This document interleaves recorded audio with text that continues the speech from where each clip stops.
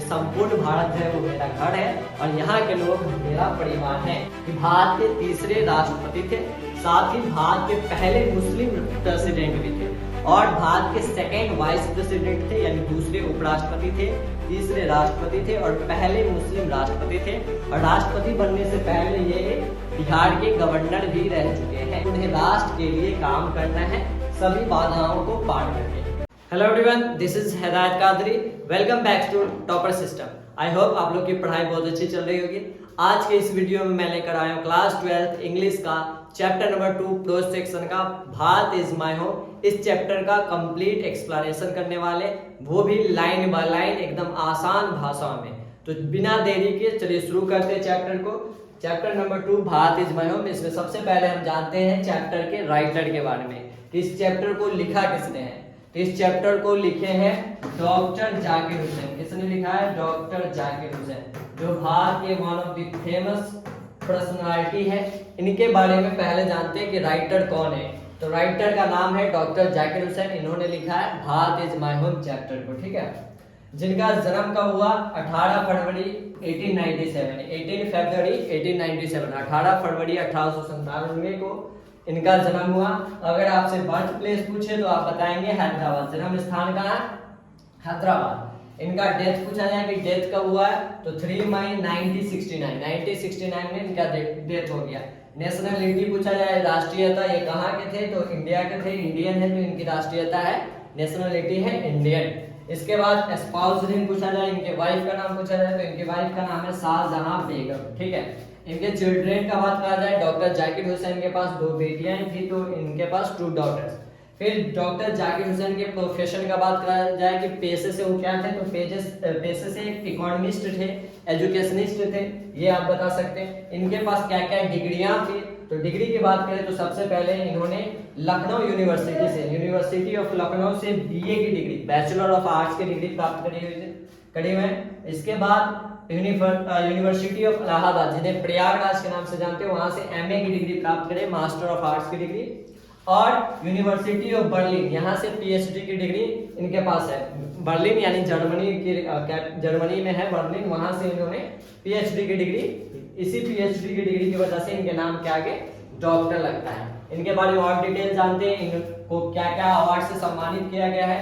तो इनको पद्म विभूषण अवार्ड से सम्मानित करा गया है। ईयर है 1954, 1954 में इन्हें पद्म विभूषण अवार्ड मिला है। और भारत रत्न अवार्ड भी मिला है इनको 1963 में, 1963। भारत रत्न इंडिया का नंबर 1 अवार्ड होता है, सबसे बड़ा अवार्ड होता है भारत रत्न, जो इंडिया के बहुत कम लोगों को मिलता है, जो बहुत ही महान व्यक्ति होते हैं, जो बहुत अच्छे भारत के लिए काम करे हुए, उन्हें भारत रत्न से सम्मानित किया जाता है।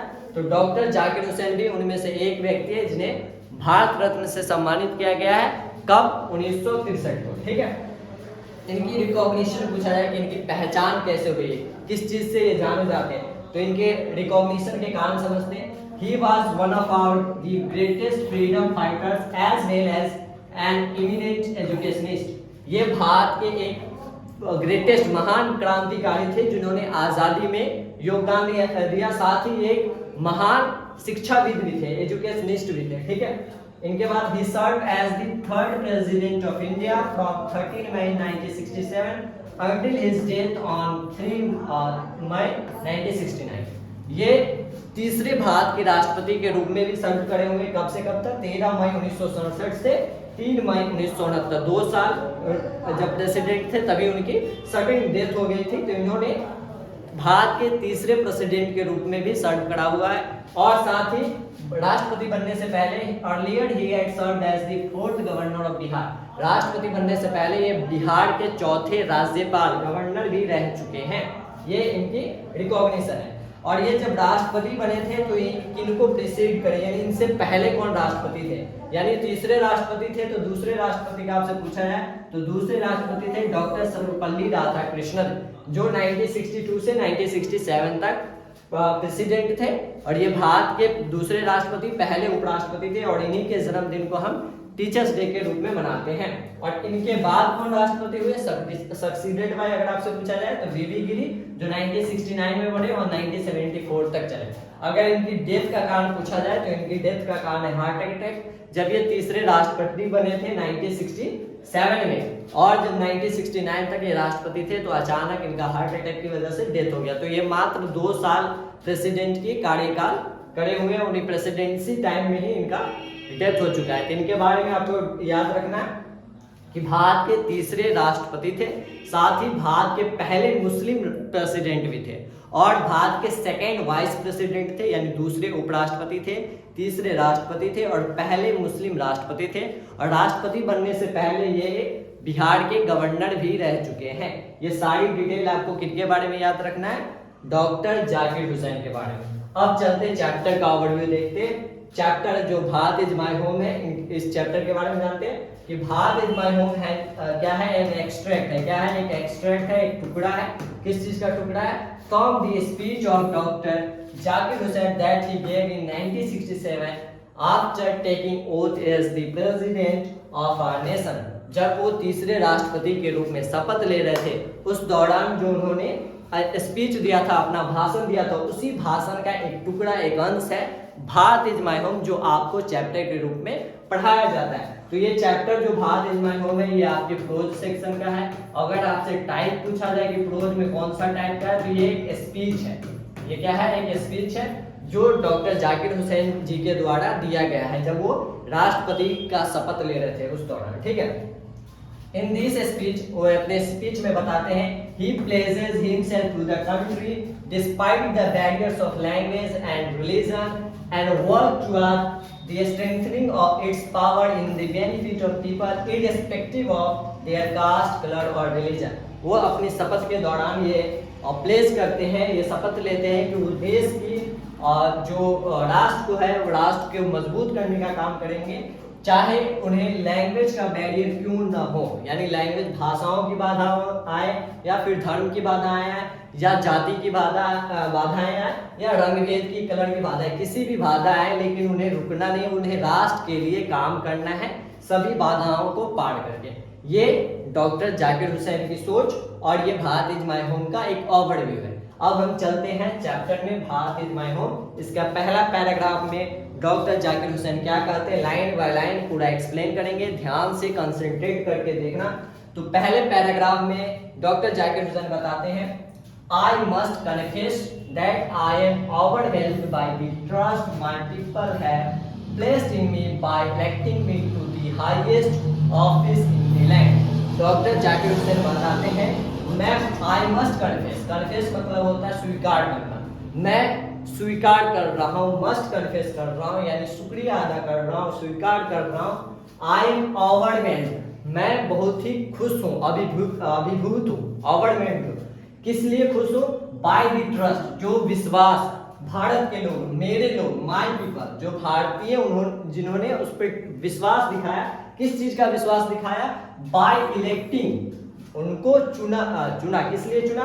Highest office in the land, यानी इस धरती पे, भारतीय सरजमीन पे जो सबसे बड़ा पोस्ट है, सबसे ऊंचा पद है, यानी प्रेसिडेंट का पद, उस पद के लिए चुना। उसके प्रति वो अपना आभार व्यक्त कर रहे हैं कि जो भारतीय लोग हैं उनमें विश्वास दिखाए और उन्हें भारत का सबसे बड़ा पोस्ट पे बैठा दिए, पद के लिए चुने। इसके लिए वो काफी खुश है और अपनी आभार को व्यक्त कर रहे हैं। आपको पता होगा कि इंडिया का सबसे बड़ा highest post of our nation है प्रेसिडेंट। प्रेसिडेंट को कहा जाता है फर्स्ट सिटीजन ऑफ इंडिया, तो इसके लिए वो अपना आभार व्यक्त कर रहे हैं। अब दूसरे पैराग्राफ में ये उनसे पहले जो राष्ट्रपति थे डॉक्टर राधाकृष्णन, उनके काम के बारे में बताते हैं, उनके व्यक्तित्व के बारे में बताते हैं, उनको कैसे वो अपना रोल मॉडल मानते हैं, ये पैराग्राफ 2 में समझाते हैं। तो पैराग्राफ 2 आप ध्यान से समझेंगे। Doctor Radhakrishnan brought to the presidency of mental equipment. अब बताते हैं कि डॉक्टर राधाकृष्णन जो है वो प्रेसिडेंसी को, यानी राष्ट्रपति का जो कार्यकाल होता है, उसको एक ऐसे जगह पे लाके छोड़ा है जहां एक मेंटल इक्विपमेंट का मतलब है मानसिक उपकरण, मानसिक यंत्र, और डिग्री ऑफ इरुडिशन का मतलब ग्रेट नॉलेज, ऐसी ज्ञान की प्राप्ति, ऐसे ज्ञान, और and the wealth of experience really to be found anywhere, ऐसे अनुभव के खजाना तक अपनी प्रेसिडेंसी के दौरान, अपनी राष्ट्रपति के कार्यकाल के दौरान उन्होंने तीन इंपॉर्टेंट काम किए, एक तो मेंटल इक्विपमेंट का, दूसरा एजुकेशन की डिग्री का, यानी एजुकेशन पे बहुत बढ़िया काम करे, और एक्सपीरियंस का खजाना पे काम करे, जो शायद ही कहीं पाया जाता है, रेयरली दुर्लभ है जो कहीं पाया जाता है, एनीवेयर इन दी वर्ल्ड। ये कौन बोल रहे हैं? डॉक्टर जाकिर हुसैन। किनके बारे में? डॉक्टर राधाकृष्णन के, उनके कार्यकाल के दौरान किए गए काम के बारे में। अब आगे बताते हैं, during a life time devoted to the pursuit of knowledge and truth, वो अपना पूरा जीवन जो है, जो प्रेसिडेंसी का समय हो या उनसे पहले वाला समय, जो सारा कुछ डिवोट कर दिया। डिवोटेड मतलब सारा कुछ व्यतीत कर दिया, कहाँ? नॉलेज की, यानी परस्यूट ऑफ नॉलेज, यानी ज्ञान की प्राप्ति के लिए और सत्य की खोज के लिए, सत्य की प्राप्ति के लिए, ज्ञान की खोज के लिए अपना पूरा जीवन जो है उसे डिवोट कर दिया। ठीक है। He has done more than probably any other man to bring out and explain Indian philosophical thought. अब बताते कि जो राधाकृष्णन जी थे, उन्होंने शायद ही कोई व्यक्ति होगा जो उनसे ज्यादा काम करे होंगे। किस बारे में काम करे होंगे? इंडियन फिलोसफिकल थॉट, जो भारतीय दार्शनिक विचार है, उनको उनका व्याख्या करने में, उनका एक्सप्लेन करने में उनसे ज्यादा काम शायद ही कोई करे होंगे। ये कौन बोल रहे हैं? डॉक्टर जाकिर हुसैन बोल रहे हैं डॉक्टर राधाकृष्णन के बारे में, कि डॉक्टर राधाकृष्णन ने जो भारतीय दार्शनिक विचार है, इसे प्रस्तुत करने में, इसे व्याख्या करने में जो काम करा है, उनसे ज्यादा शायद ही कोई करा है। ठीक है। And the oneness of all true spiritual values, और जो भी आध्यात्मिक ज्ञान होती है, आध्यात्मिक वैल्यूज होते हैं, इसे प्रस्तुत करने में जो काम करे वो शायद ही कोई करा हो। इसके बाद आगे बताते हैं, he has never lost his faith in the essential humanity of human। अब बताते हैं कि उन्होंने कभी भी अपना भरोसा, विश्वास नहीं खोया। किस चीज में नहीं खोया? इसेंशियल ह्यूमैनिटी, जो आवश्यक मानवता है किसी भी इंसान के लिए, किसी भी आदमी के लिए जो आवश्यक मानवता है, उसमें उन्होंने कभी अपना भरोसा, विश्वास नहीं खोया। किसने नहीं खोया?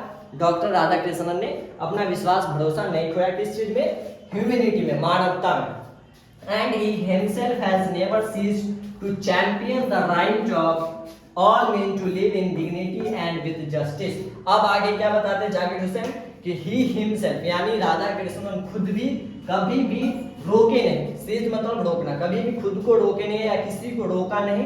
टू चैंपियन, चैंपियन मतलब सपोर्ट करना, ये वो इंडिया चैंपियन वाला नहीं, चैंपियन मीन सपोर्ट करना। किस चीज के सपोर्ट के लिए?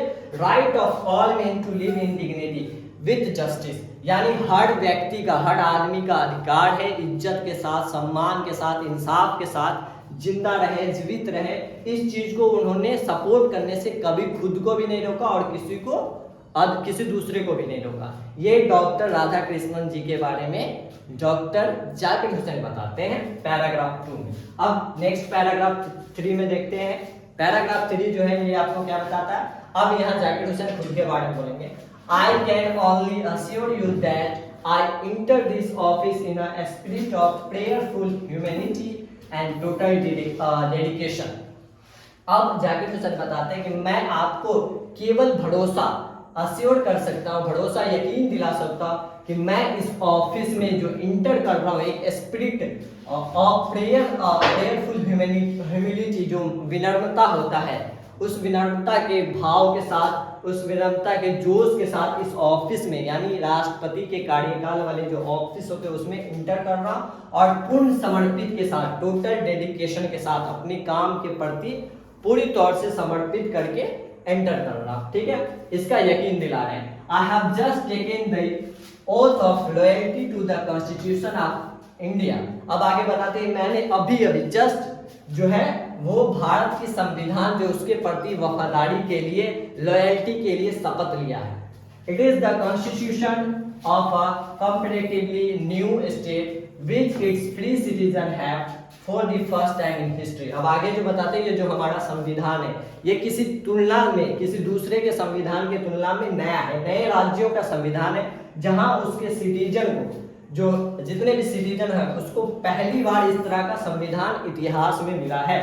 गिवन टू देमसेल्फ, जो उन्हें ये संविधान मिला है, वो किसी भी दूसरे देश की तुलना में एक नए राज्य के तौर पे मिला है, हर एक नागरिक को मिला है, जो कि इतिहास में पहली बार हो रहा है। ठीक है, it is the young state of an ancient people who through the long millennia and through cooperation of diverse ethnic elements। अब क्या बोलते हैं आगे डॉक्टर जाकिर हुसैन कि ये जो देश है, ये जो राज्य है, ये young state of an ancient people है, एक नया एक युवा राज्य है, लेकिन पुराने व्यक्तियों का युवा राज्य है, क्योंकि इंडिया जो है वो काफी पुराना है, बहुत पुराना इतिहास है इंडिया का। तो इंडिया के जो लोग हैं, क्योंकि संविधान जो है वो बना 1950 में लागू हुआ था, और ये जो बने हैं 1969 में या 67 में प्रेसिडेंट बने थे, तो ज्यादा समय नहीं हुआ था कॉन्स्टिट्यूशन को बने हुए। तो ये बताते कि कॉन्स्टिट्यूशन जो मिला है इसके बाद जो है वो ये जो स्टेट हो गया, ये यंग पीपल ऑफ स्टेट हो गया, लेकिन जो पीपल है वो पुराने एंशिएंट पीपल का युवा राज्य बन गया है, ठीक है। और जो लंबे समय से, लॉन्ग मिलेनिया से और बहुत कोऑपरेशन के साथ डाइवर्स एथनिक एलिमेंट्स, जो भी एथनिक एलिमेंट्स होते, तत्व होते हैं, नैतिकता के तत्व होते हैं, उन सभी को मिलाकर जो भी कार्य हो रहे हैं वो पुराने लोगों का नया राज्य की तरफ ले जा रहा है। Have striven to realize timeless absolute values in their own peculiar way, I pledge myself to the service of those values। अब वो बताते हैं कि जो भी वैल्यूज है वो हमें टाइमलेस की तरफ रियलाइज कराता है कि इसका कोई समय नहीं है, समय अवधि नहीं है। जो भी वैल्यूज है वो अपनी पथ की ओर ले जा रहा है, और ये सारे वैल्यूज जो है वो एकदम सही वैल्यूज है, एक्यूरेट वैल्यूज है, और इस वैल्यूज के लिए वो खुद को समर्पित कर देंगे, उस वैल्यूज की सेवा के लिए वो खुद को समर्पित कर देंगे। ये डॉक्टर जाकिर हुसैन बता रहे हैं, ठीक है। अब नेक्स्ट पैराग्राफ, इसी पैराग्राफ का आगे का लाइन देखते हैं।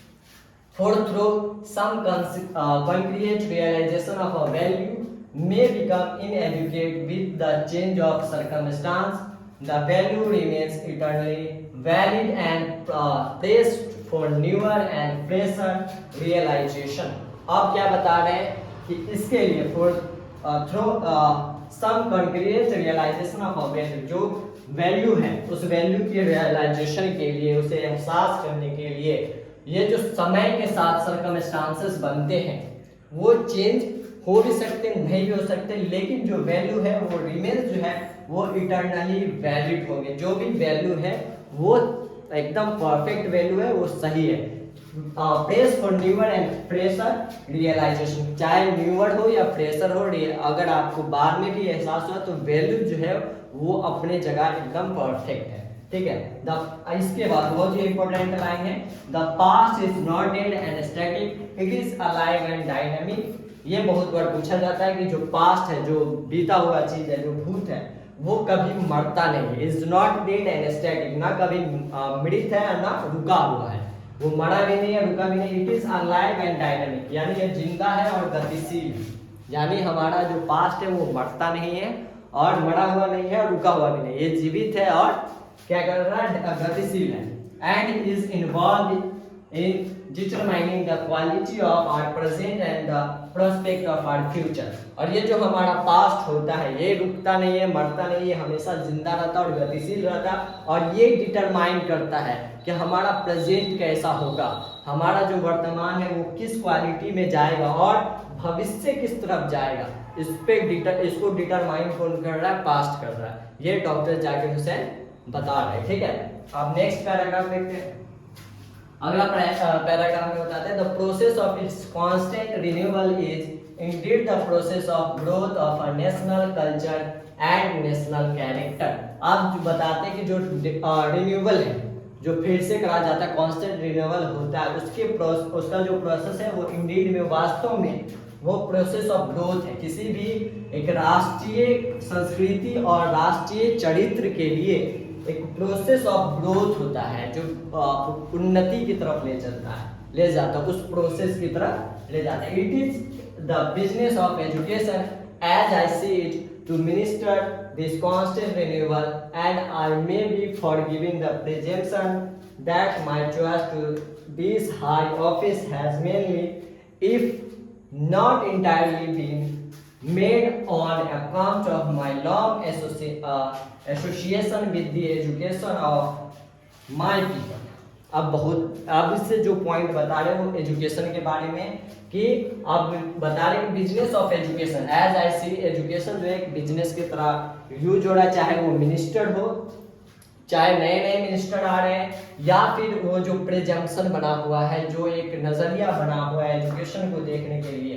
अब जब ये हाई पोस्ट पे आए, जो प्रेसिडेंट के पोस्ट पे डॉक्टर जाकिर हुसैन आए हैं, तो ये बता रहे हैं खुद को कि इस जो एजुकेशन का प्रोसेस है, जो एजुकेशन की सारी प्रक्रिया है, उसमें बदलाव लाएंगे, और जो सम्मिलित है long association with education of my people, यानी एजुकेशन पे काम करेंगे, ऐसा वो बता रहे हैं। सारा काम जो है वो एजुकेशन पे होगा। It maintain that education is a prime instrument, ये भी बहुत बढ़िया लाइन है।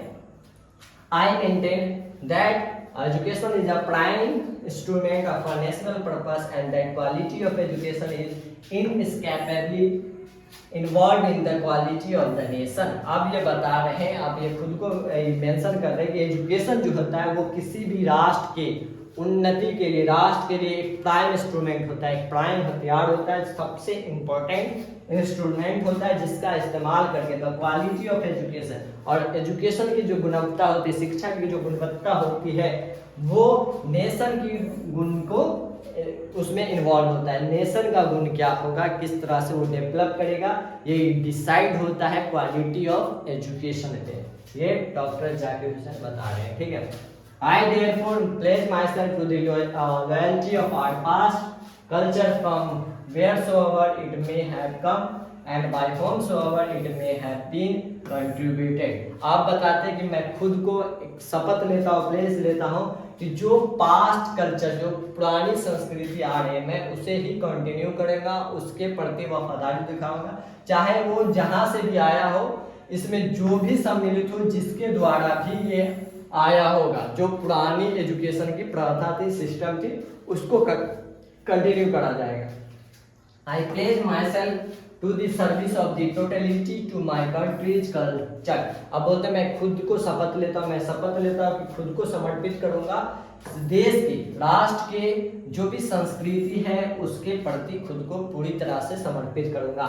आई pledge my loyalty to my country, मैं शपथ लेता हूँ कि मैं अपनी वफादारी जो है वो अपने देश के प्रति दिखाऊंगा, इररिस्पेक्टिव ऑफ रिलीजन और लैंग्वेज, चाहे कोई सा भी धर्म हो या कोई सा भी भाषा हो। I pledge myself to work for its strength, मैं खुद को शपथ लेता हूँ कि मैं काम करूंगा इसकी मजबूती के लिए, इसके प्रोग्रेस के लिए, उन्नति के लिए, for the welfare of its people without distinction, और लोगों की कल्याण के लिए बिना किसी डिस्क्रिमिनेशन के, बिना किसी भेदभाव के, चाहे जाति का भेदभाव हो, चाहे रंग का भेदभाव हो, चाहे किसी क्रीड का भेदभाव हो, किसी भी प्रकार का भेदभाव हो, भेदभाव के खिलाफ वो खुद को समर्पित करके देश की उन्नति के लिए, देश को मजबूती प्रदान करने के लिए काम करेंगे, ऐसा वो शपथ ले रहे हैं। The whole of Bharat is my home, यहाँ से ये लाइन आया जहाँ से आपका चैप्टर है।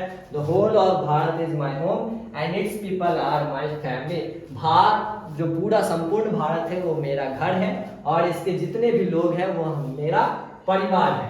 The people have chosen to make me the head of this family for a certain time, जो यहाँ के लोग हैं उसने चुना है हमें इस पद के लिए, जो सबसे बड़ा पद होता है, लेकिन एक निश्चित समय के लिए, एक निश्चित समय अवधि के लिए इस पोस्ट पर चुना है, ठीक है। अब अगला पैराग्राफ जो है, it shall be my earnest endeavour to seek to make this home strong and beautiful, अब ये मेरा ईमानदारी पूर्वक कर्तव्य होगा कि इस परिवार का, इस जो हमारा घर है, इसको मजबूत और सुंदर बनाया जाए, और वर्दी home for great people engaged in the fascinating task for building a just, prosperous and graceful life। अब ये जो मेरा घर है, इसको एक वर्दी होम बनाने के लिए, एक महान लोगों का एक वर्दी होम बनाने के लिए, जिससे ये जो काम होगा, काम के बिल्डिंग से ये घर जो है वो समृद्ध और खुशहाल, इसमें के लोग जो है वो समृद्ध और खुशहाल जीवन व्यतीत कर सकेंगे, इस प्रकार का घर बनाना है। घर से सेंस है कंट्री, और लोग से सेंस है जो भारत के लोग हैं। ये अब जाकिर हुसैन बता रहे हैं। और नेक्स्ट पैराग्राफ में, the family is big and it's constantly growing at a rather inconveniently fast pace. अब बताते कि जो परिवार है हमारा वो बहुत बड़ा परिवार है, और ये लगातार बढ़ते जा रहा है असुविधाजनक जो इनकंसिस्टेंटली रेट है, फास्ट स्पीड के साथ वो बढ़ते जा रहा है। We shall each one of us have to participate unexpectedly in building its new life. हम लोग जो है वो सभी को पार्टिसिपेट करना पड़ेगा इस नए जीवन को बनाने, नए जीवन का निर्माण करने के लिए। Each in his on way, सब अपने अपने तरीके से सम्मिलित होंगे, काम करेंगे ताकि नए जीवन की शुरुआत करी जा सके। For sheer size, the tasks ahead of us are so demanding that no one can afford to sit back and just watch and let frustration become endemic in our country।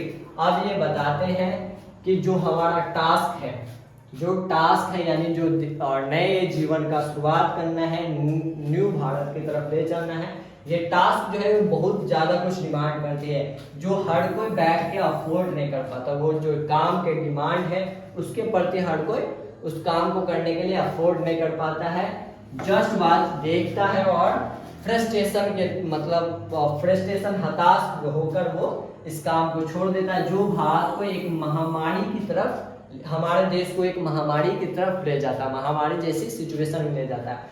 जो आपको निर्माण करना है उसके लिए जो डिमांड होते हैं, जिस तरह का मेहनत करना है, जिस तरह का काम करना है, वो हर कोई करना नहीं चाहता, हर कोई अफोर्ड नहीं कर पाता, देखता है, फ्रस्ट्रेट होता है और छोड़ देता है, जिस वजह से कंट्री जो है वो महामारी की तरफ चला जाता है। The situation demands of us word and more word, silent and sincere word, solid and steady construction of the whole material and cultural life for our people। अब बताते हैं कि जो सिचुएशन है, जो स्थिति है, वो स्थिति क्या डिमांड करती है? सिर्फ काढ़िए और ज्यादा से ज्यादा काम एंड अधिक काम, साइलेंट एंड सिंसियर वर्ड, यानी सिंसियर वर्क है, सॉलिड एंड स्टेडी, यानी साइलेंट होना चाहिए, शांत माहौल में, सिंसियर काम आपको करना, काम के प्रति एकदम समर्पित होकर, सॉलिड और स्टेडी फास्ट वे में, ताकि जो कंस्ट्रक्शन करा जाए, नए भारत का कंस्ट्रक्शन करा जाए, सांस्कृतिक लाइफ दिया जाए हर एक लोगों को। इसके लिए जो situation,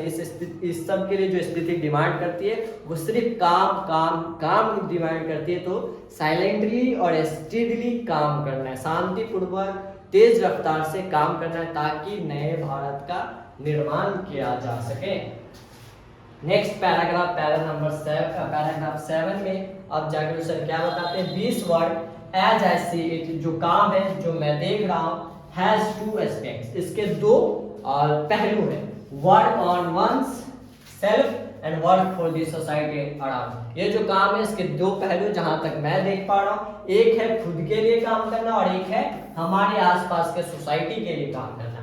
they are mutually fruitful aspects of our work. दोनों जो है वो परस्पर डिपेंड करता है काम के लिए, परस्पर दोनों जो है, दोनों पहलू जो है काम के लिए जरूरी है। The work on oneself is to follow the urge towards moral development. जो खुद के लिए काम होता है वो नैतिकता, मोरल डेवलपमेंट है, उसकी तरफ ले चलता है, उसके अनुशंसा की तरफ ले चलता है। As a free person and under self impose discipline, एक फ्री पर्सन के लिए जो खुद में एक खुद ही इम्पोज करती है एक ऐसी डिसिप्लिन को, एक ऐसे अनुशासन को जो खुद के काम करने के लिए उत्तेजित करता है। Which alone can render that development possible, जो खुद ही सोचता है कि विकास जो है वो संभव है। It's and product is a free moral personality, जिसका लास्ट जो फाइनल रिजल्ट निकलता है वो खुद का एक नैतिक व्यक्तित्व के रूप में उभर कर निकलता है। We can neglect the end product only at our peril. मैं अपनी मर्जी के अनुसार जो फाइनल रिजल्ट निकलता है उसे नेगलेक्ट कर सकते हैं। This end product can not sustain itself without seeking and exercising itself to bring about the approximate of the society to which. अब जो बता रहे हैं कि जो एंड प्रोडक्ट निकलता है, जब हम खुद के लिए काम करते हैं तो जो एंड प्रोडक्ट निकलता है वो सस्टेन नहीं कर सकता है जब तक वो काम जो है उसका एक्सरसाइज, उसका उपयोग जो है वो सोसाइटी के लिए ना किया जा सके। जो काम हम खुद के लिए करते हैं अगर वो सोसाइटी के लिए हम नहीं कर रहे तो वो काम का जो रिजल्ट निकलता है वो लंबे दिनों के लिए सस्टेन नहीं कर पाता है। is privileged to serve to a better, a juster and a more graceful way of life। अगर हम सोसाइटी के लिए उसी काम को समर्पित कर देते हैं तो ज़्यादा बेटर होता है और एक ग्रेसफुल, ज़्यादा समृद्ध लाइफ जीने के लिए देता है। ठीक है, the individual can not grow in full perfection without a corresponding advance of the collective social existence. अब बहुत ही प्यारा लाइन बताते हैं डॉक्टर जैकब हुसैन कि कोई एक व्यक्ति जो है इंडिविजुअल है वो कभी भी ग्रो नहीं कर सकता है फुल पोटेंशियल के साथ, फुल परफेक्शन के साथ, जब तक कि सारे कलेक्टिव मिलके, सारे सोसाइटी मिलके उस काम को ना करें, तब तक एक इंडिविजुअल की कभी भी ग्रोथ परफेक्टली नहीं हो पाते। Let us resolve to get wholeheartedly engage in these two aspects of world. इसलिए हमें अब रिजॉल्व करना चाहिए एकदम खुले दिल के साथ, प्योर हार्ट के साथ, मन के साथ कि हम दोनों पहलुओं पर काम करेंगे, इंगेज रहेंगे, इंडिविजुअल एंड सोशल दोनों, खुद के लिए भी और समाज के लिए भी। काम करने के दो एस्पेक्ट होते हैं, इंडिविजुअल और सोशल, ये डॉक्टर जाकिर हुसैन जी बता रहे हैं। अब नेक्स्ट पॉइंट है paragraph 8, this dual effort will give to the life of our state a special flavour. ये जो दो तरह के काम है, जो ड्यूअल एफर्ट है, यानी इंडिविजुअल और सोशल, ये दोनों एफर्ट जो है ये हमारे स्टेट को, हमारे राज्य को, हमारे देश को एक विशेष फ्लेवर देता है, एक स्पेशल फ्लेवर, एक स्पेशल ट्रीटमेंट देता है। For the state to us will not be just an organization of power but a moral organization। जो स्टेट है, जो राज्य है, वो सिर्फ एक नैतिक, एक ऐसी पावर संगठन का एक ऐसा पावर नहीं देता है जो सिर्फ काम करे, एक नैतिक संगठन भी होना चाहिए।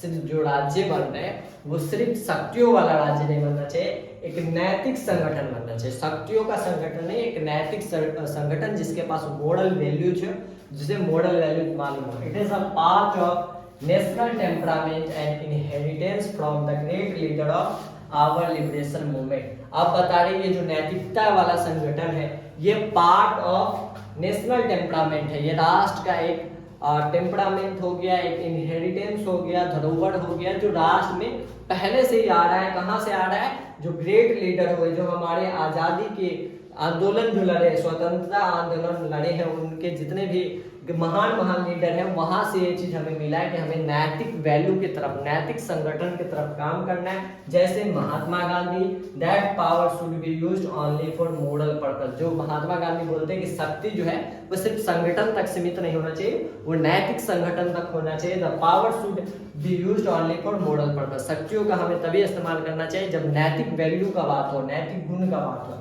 The pace of the strong, the peace of the strong, what we shall dedicate ourselves to the word for। जो मजबूती शांति की तरफ ले जाएगी वो वही मजबूती होगी जो हम अपने खुद को काम के प्रति डेडिकेट करेंगे, समर्पित करेंगे। ये गांधी जी की कोट है जो डॉक्टर जाकिर हुसैन एंड में बताते हैं। अब लास्ट पैराग्राफ ऑफ चैप्टर जो फिनिश करेंगे अपना स्पीच को, वो किस प्रकार से फिनिश करते हैं? I have full faith in my people that they will bring forth the energy requisite for the satisfactory performance of this dual task। अब बोलते हैं मुझे अपने लोगों में पूरा भरोसा है कि ये एक ऐसा डेडिकेशन, एक ऐसा एनर्जी लाएंगे खुद में जो दोनों दो तरह के काम है, इंडिविजुअल और सोशल काम, उस दोनों काम में संतुष्ट पूर्वक सेटिस्फैक्टरी परफॉर्मेंस, प्रदर्शन दिखाएंगे।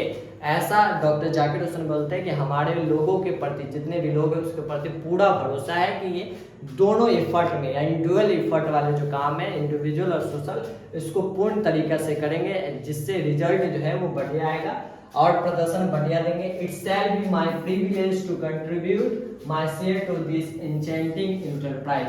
अब ये बताते कि ये मेरा सौभाग्य होगा कि इस कर्तव्य में मैं कुछ योगदान दे पाऊँ, इस तरह के काम में मैं कुछ अपना योगदान शेयर कर सकूं।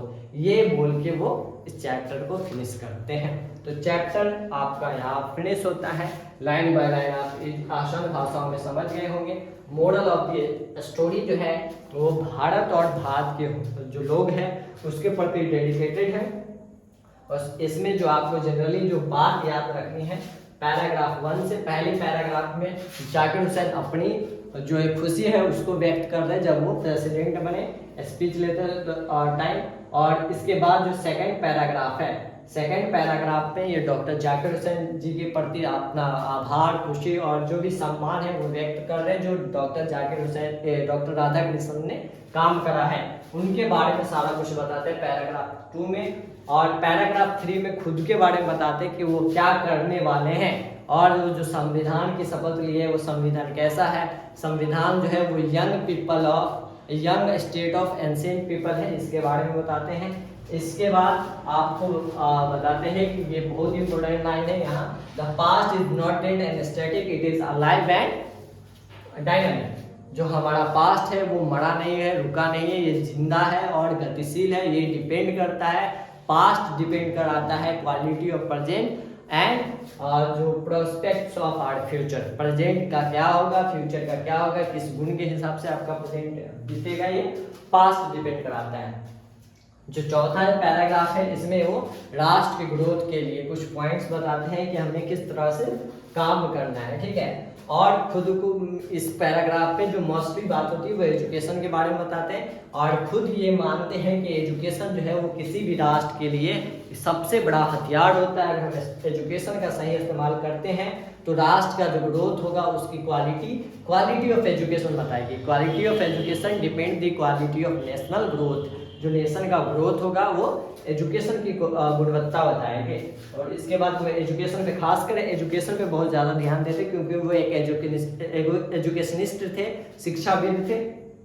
आई therefore pledge myself to the loyalty of our past. अब ये पैराग्राफ 5 में बताते हैं कि मैं खुद को शपथ ले रहा हूँ कि पास्ट के प्रति जो है वो पूरा लॉयल्टी दिखाऊंगा। जो भी उनसे पहले जो राधा कृष्णन जी थी, राजेंद्र प्रसाद जी जो एजुकेशन के फील्ड में काम करे हैं उस काम को वो कंटिन्यू करेंगे, अपने लोगों के साथ कंटिन्यू करेंगे।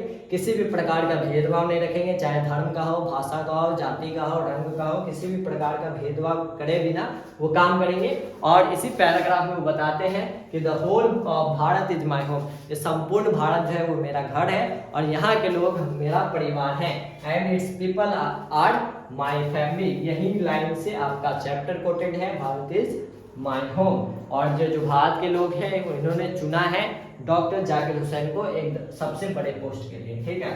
इसके बाद वो बताते हैं पैराग्राफ 5 में कि हमारी जो ईमानदारी पूर्वक के साथ वो काम करेंगे और अपने घर को सुंदर और ब्यूटीफुल सुंदर बनाने के लिए, स्ट्रांग बनाने के लिए किस प्रकार से काम करेंगे। जो घर जो है वो एक वर्दी होम दिखे, एक ब्यूटीफुल होम दिखे, ब्यूटीफुल होम बने, उसके लिए काम करेंगे। होम मतलब भारत के लिए बता रहे हैं, ठीक है। और उसके बाद बोलते हैं कि जो परिवार है वो बहुत बड़ा परिवार है और ये लगातार बढ़ते जा रहा है, एक इनकरेंटली स्पीड पे बढ़ रहा है, ठीक है। इसके बाद वो बताते हैं कि हमारा जो परिवार है इसको अगर डेवलप करना है तो उसके लिए कुछ काम करने होंगे, कुछ वर्क का डिमांड कर रहा है। जो लोग जो है जो मिनिस्टर हो या जो भी लोग होते हैं वो इस काम को करने के लिए अफोर्ड नहीं कर पाते हैं, इतना बैठ कर काम कर नहीं पाते, उसको देखते हैं और देखने के बाद फ्रस्ट्रेट होते हैं, फ्रस्ट्रेट होने के बाद छोड़ देते हैं, छोड़ने के बाद जो सिचुएशन बन जाती है वो देश में एक महामारी जैसी सिचुएशन बन जाती है।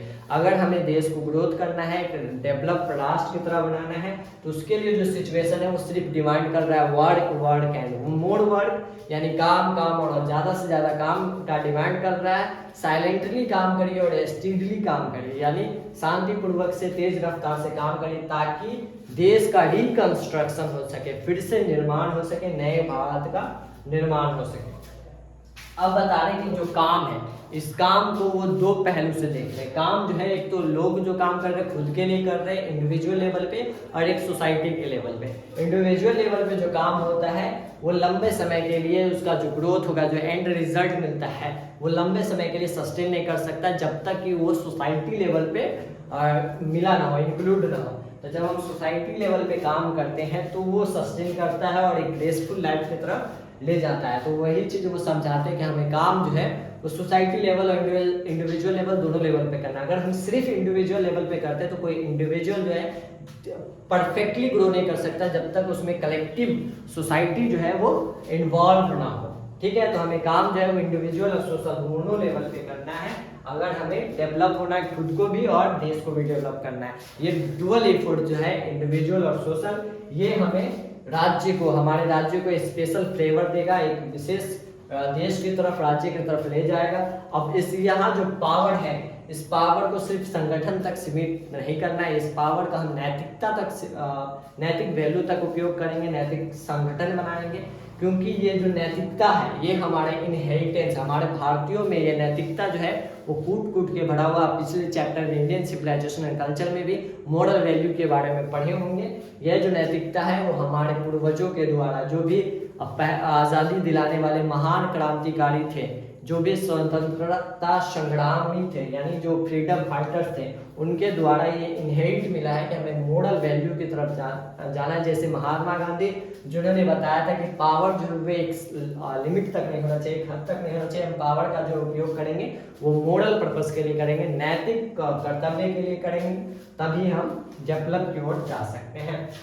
लास्टली वो बताते हैं कि हमारे जितने भी लोग हैं इसमें हमें पूरा भरोसा है कि ये इंडिविजुअल और सोशल दोनों लेवल पे काम करेंगे और राष्ट्र को जो है वो डेवलप की तरफ ले चलेंगे। अब इसमें वो कुछ कंट्रीब्यूट कर सके तो खुद को सौभाग्यशाली मानेंगे कि इसमें कुछ अपना भी शेयर दे सके। यहाँ आपका चैप्टर जो है वो एंड हो जाता है।